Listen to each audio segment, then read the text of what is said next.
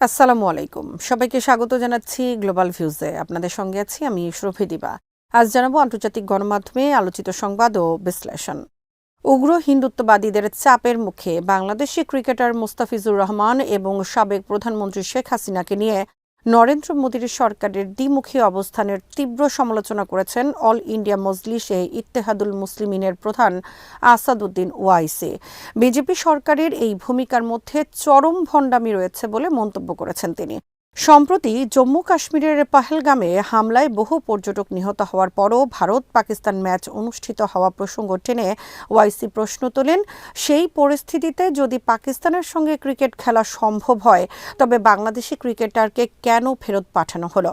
বাংলাদেশে হিন্দুদের উপর সহিংসতার কথা বলে সম্প্রতি ভারতীয় ক্রিকেট বোর্ড কলকাতা নাইট রাইডার্সের তাদের স্কোয়াড থেকে মুস্তাফিজুর রহমানকে ছেড়ে দেওয়ার নির্দেশ দেয়। কংগ্রেসের এমপি শশী থারুর সহ অনেক নেতাই খেলাধুলার সঙ্গে রাজনীতি মেশানোর তীব্র বিরোধিতা করেছেন। এই বিতর্কে নতুন মাত্রা যোগ করে ওয়াইসি প্রশ্ন করেন, যদি বাংলাদেশি পেসারকে ফেরত পাঠানো সম্ভব হয় তবে শেখ হাসিনাকে কেন পাঠানো হচ্ছে না? তিনি কেন এখনও ভারতে অবস্থান করছেন? ওয়াইসি আরও বলেন, একজন বাংলাদেশি নারী ভারতে বসবাস করছেন, তাকেও ফেরত পাঠান। কেন তাকে দেশে আটকে রাখা হয়েছে? বাংলাদেশের স্থিতিশীলতা ভারতের জন্য গুরুত্বপূর্ণ। সেখানে চীন ও পাকিস্তান সক্রিয় রয়েছে, আমাদের সেদিকেও নজর দিতে হবে। হাসিনাকে ফেরত পাঠালে বাংলাদেশের সঙ্গে ভারতের সম্পর্ক ভালো হবে। ভারতে ওয়াইসির দল ছাড়াও বেশ কিছু সংগঠন, সিপিআইএম সহ কিছু বামপন্থী দল, বিরোধী জোটের অনেক নেতা দলীয় ও ব্যক্তিগতভাবে শেখ হাসিনাকে ভারতে আশ্রয় দেওয়ার বিরোধিতা করে আসছেন। তারা বলছেন, হাসিনাকে দীর্ঘ সময় ধরে ভারতে রাখা হলে বাংলাদেশের সরকার ও জনগণের সঙ্গে ভারতের দূরত্ব আরও বাড়বে, যা দীর্ঘমেয়াদে ভারতের জাতীয় নিরাপত্তার জন্য ক্ষতিকর হতে পারে।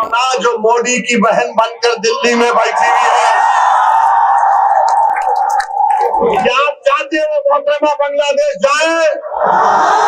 आप चाहते हो बांग्लादेश को दे दिया जाए? तो लगाओ नारा, नारे तकबीर। मोदी जी सुनो, ये आवाज आ रही है, लेके जाओ, उसको निकालो, उसको पहुंचाओ बांग्लादेश। ভেনেজুয়েলায় মার্কিন সামরিক হস্তক্ষেপ এবং ফিলিস্তিনি ইসরায়েলি আগ্রাসনের বিরুদ্ধে একযোগে গর্জে উঠেছে মধ্যপ্রাচ্যের প্রতিরোধ অক্ষ। লেবাননের হিজবুল্লাহ, ইয়েমেনের আনসারুল্লাহ, ইরাকের পপুলার মোবিলাইজেশন ফোর্সেস ও ফিলিস্তিনের হামাসের বক্তৃতা বিবৃতিতে মার্কিন ও ইসরায়েলি নীতির বিরুদ্ধে একটি সুসংহত আঞ্চলিক ফ্রন্টের চিত্র ফুটে উঠেছে। হিজবুল্লাহর মহাসচিব শেখ নাঈম কাসেম এক ভাষণে যুক্তরাষ্ট্রের কড়া সমালোচনা করে বলেছেন, আমরা মনে করি যুক্তরাষ্ট্র একটি আগ্রাসী এবং নিপীড়ক দেশ, যারা যুক্তরাষ্ট্রের আঁচলের নিচে এসে ইসরায়েলের দখলদারিত্বের অধিকারকে প্রচার করে। ভেনেজুয়েলার ঘটনায় তাদের লজ্জিত হওয়া উচিত। যারা ইসরায়েলি আগ্রাসনকে ন্যায্যতা দেয় এবং এর প্রতিবাদ করে না, তাদের জন্য লজ্জা। ইয়েমেনের আনসারুল্লাহ আন্দোলনের রাজনৈতিক কার্যালয় থেকে প্রকাশিত এক বিবৃতিতে ভেনেজুয়েলার উপর মার্কিন হামলার তীব্র নিন্দা জানানো হয়েছে। বিবৃতিতে বলা হয়, ভেনেজুয়েলায় মার্কিন আগ্রাসন দেশটির সম্পদ লুণ্ঠন ও বর্বরতার চরম বহিঃপ্রকাশ। এই ঘটনা আবারও প্রমাণ করে আমেরিকা হলো সকল মন্দের মূল এবং সন্ত্রাসবাদের জননী। সংগঠনটি প্রেসিডেন্ট নিকোলাস মাদুরোর প্রতি পূর্ণ সংহতি প্রকাশ করে জানিয়েছে, আধিপত্যের কাছে আত্মসমর্পণ না করার সাহসিকতা প্রশংসনীয়। ভেনেজুয়েলায় হামলার প্রেক্ষাপটে ইরাকের পপুলার মোবিলাইজেশন ফোর্সেসের উপপ্রধান আবু আমির আল উসাউই কোনো প্রকার ইহুদিবাদী আগ্রাসনের বিরুদ্ধে কঠোর হুঁশিয়ারি উচ্চারণ করেছেন। তিনি বলেন, ইরাকি সীমান্ত এখন সম্পূর্ণ নিরাপদ। যদি ইহুদিবাদী ইসরায়েল আমাদের কোনো সদর দপ্তরকে লক্ষ্যবস্তু করার সাহস করে তবে তাদের চরম ও সিদ্ধান্তমূলক জবাব দেওয়া হবে। তিনি বলেন, যারা ইরাকের সীমান্ত অতিক্রম করার চেষ্টা করবে তারা কার্যত নিজেদের কবর নিজেরাই খনন করবে। এদিকে ফিলিস্তিনের হেব্রন শহরে ইব্রাহিমী মসজিদ পরিচালনার কর্তৃত্ব কেড়ে নিয়ে ইসরায়েলি প্রশাসনের কাছে হস্তান্তরের ঘটনায় তীব্র ক্ষোভ প্রকাশ করেছে হামাস। সংগঠনটি এটিকে বিপজ্জনক ইহুদিকরণ প্রক্রিয়া হিসেবে অভিহিত করেছে। হামাস এক বিবৃতিতে মুসলিম উম্মাহ ও বিশ্ববাসীকে ইসরায়েলের এই ভূমি দখলের প্রচেষ্টার বিরুদ্ধে বিশ্বব্যাপী জোরালো প্রতিবাদের আহ্বান জানিয়েছে। মার্কিন অভিযানে ভেনেজুয়েলার প্রেসিডেন্ট নিকোলাস মাদুরো এবং তার স্ত্রীকে আটকের ঘটনায় উত্তাল হয়ে উঠেছে যুক্তরাষ্ট্রের অভ্যন্তরীণ রাজনীতি।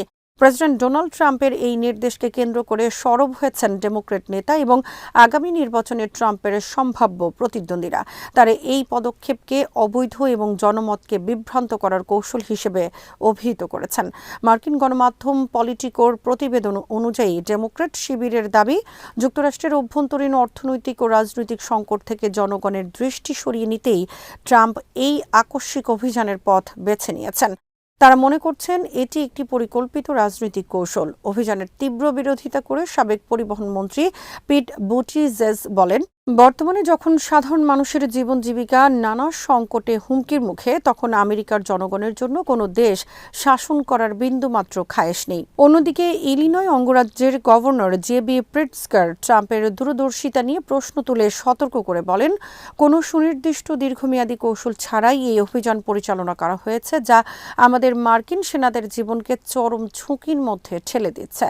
ডেমোক্রেটিক ন্যাশনাল কমিটি এক করা বিবৃতিতে এই অভিযানকে অবৈধ যুদ্ধ বলে আখ্যা দিয়েছে। বিবৃতিতে বলা হয়, ভেনেজুয়েলায় পরিচালিত এই অভিযান যুক্তরাষ্ট্রের জাতীয় নিরাপত্তা ও সংবিধানের জন্য বিরাট হুমকি। 2028 সালের নির্বাচনে সম্ভাব্য ডেমোক্র্যাট প্রার্থীরা অভিযোগ করেছেন, এই হস্তক্ষেপের পেছনে গণতন্ত্র বা নিরাপত্তার কোনো সম্পর্ক নেই। তাদের মতে ট্রাম্পের প্রকৃত লক্ষ্য ভেনেজুয়েলার জৈব জ্বালানি বা খনিজ সম্পদের উপর নিয়ন্ত্রণ প্রতিষ্ঠা করা এবং অভ্যন্তরীণ ব্যর্থতাকে ঢাকতে পররাষ্ট্রনীতিকে ঢাল হিসেবে ব্যবহার করা। গত শনিবার মার্কিন বাহিনী ভেনেজুয়েলায় এক ঝটিকা অভিযান চালিয়ে সে দেশের ক্ষমতাসীন প্রেসিডেন্ট নিকোলাস মাদুরো ও তার স্ত্রীকে আটক করে।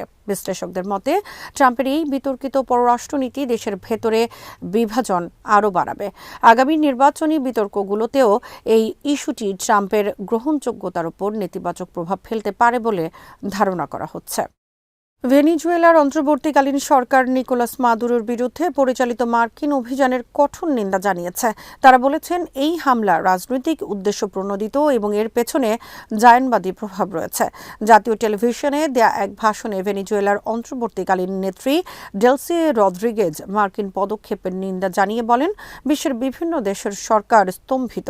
ভেনেজুয়েলা এমন একটি হামলার লক্ষ্যবস্তু হয়েছে যার পেছনে নিঃসন্দেহে জায়নবাদী সুর রয়েছে। তিনি হুঁশিয়ারি দিয়ে বলেন, যারা ভেনেজুয়েলার বিরুদ্ধে সশস্ত্র আগ্রাসনকে উস্কে দিয়েছে, ইতিহাস তাদের ক্ষমা করবে না।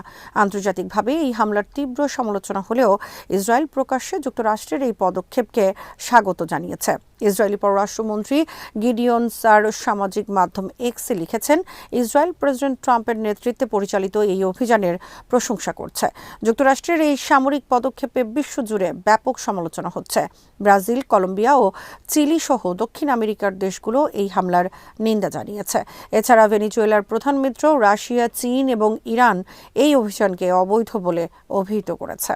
এদিকে ভেনেজুয়েলায় সামরিক অভিযানের পর এবার কলম্বিয়ার প্রেসিডেন্ট গুস্তাভো পেত্রোকেও হুমকি দিয়েছেন ডোনাল্ড ট্রাম্প। তিনি বলেছেন, শিগগিরই কিউবাতেও সরকারের পতন হবে বলে তিনি মনে করেন। প্রেসিডেন্টের রাষ্ট্রীয় উড়োজাহাজ এয়ারফোর্স ওয়ানে বসে রোববার রাতে সাংবাদিকদের সঙ্গে আলাপে ট্রাম্প বলেন, ভেনেজুয়েলা গভীর সংকটে আছে, কলম্বিয়াও গভীর সংকটে আছে।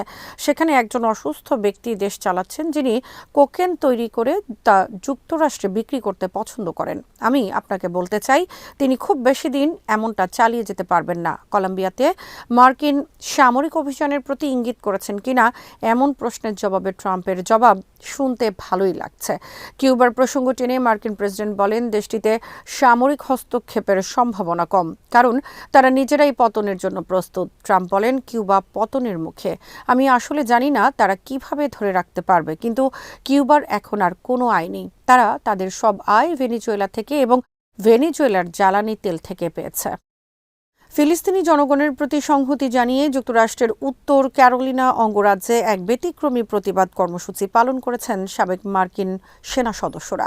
শনিবার রাতে অ্যাশভিল শহরের একটি ব্যস্ততম প্রধান সড়কের ওপর ফ্রি প্যালেস্টাইন লেখা একটি বিশালাকার আলোকোজ্জ্বল ব্যানার টাঙিয়ে দেন তারা। ফিলিস্তিনের সরকারি সংবাদ সংস্থা ওয়াফা এই খবর নিশ্চিত করেছে।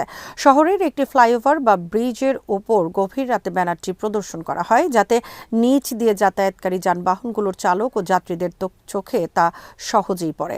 সামাজিক মাধ্যমে ছড়িয়ে পড়া ছবি ও ভিডিওতে দেখা যায় অন্ধকার রাতে উজ্জ্বল আলোয় জ্বলজ্বল করছে ফ্রি প্যালেস্টাইন বার্তাটি।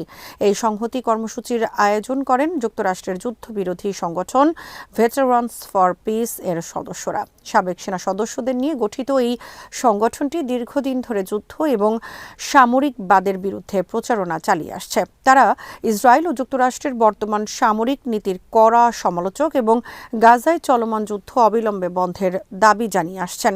2023 সালের অক্টোবর থেকে গাজায় ইসরায়েলি হামলা শুরু হওয়ার পর থেকে ভেটারানস ফর পিস একাধিক বিবৃতি দিয়েছে।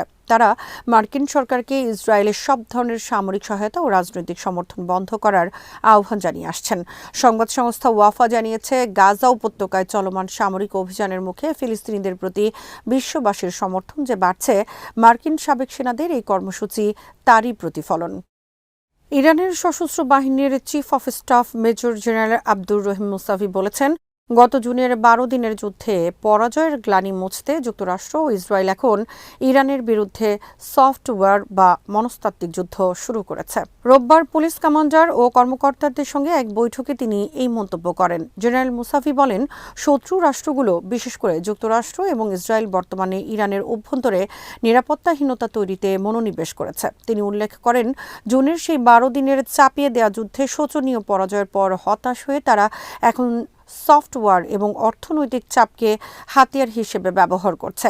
ইরানের বিভিন্ন শহরে চলমান বিক্ষোভের কথা উল্লেখ করে জেনারেল মুসাভি বলেন, ব্যবসায়ী ও দোকানদাররা বিনিময় হার স্থিতিশীল করা এবং ব্যবসায়িক পরিবেশ উন্নয়নের জন্য যে দাবি জানিয়েছেন তা অত্যন্ত ন্যায্য এবং বৈধ। তবে তিনি অভিযোগ করেন, যুক্তরাষ্ট্র এবং ইসরায়েল অত্যন্ত তড়িঘড়ি এবং উত্তেজিত হয়ে তাদের প্রশিক্ষিত চরদের এই বিক্ষোভের মধ্যে ঢুকিয়ে দিয়েছে। তাদের লক্ষ্য হল মনস্তাত্ত্বিক লড়াই ও কগনিটিভ ওয়ারফেয়ার কৌশলের মাধ্যমে দেশের নিরাপত্তা ও শান্তি বিঘ্নিত করা।